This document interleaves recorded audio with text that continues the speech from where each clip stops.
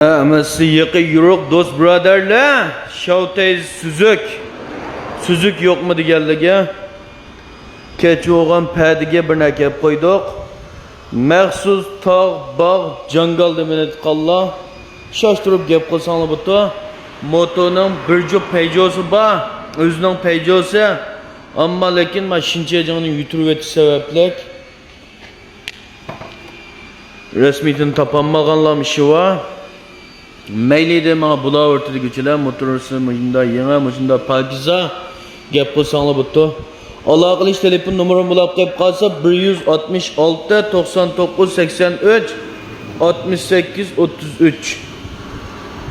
Muşunda yenisini izlep yürgənlər, mında pakizini izlep yürgənlər çıksanlar soda qilsak butu. Motonun hem yerleri muşu şipondan nem boz şu muşunda yeni aldı keyni kama da etmez, motor da etmez, ustuğan da etmez. Qaday.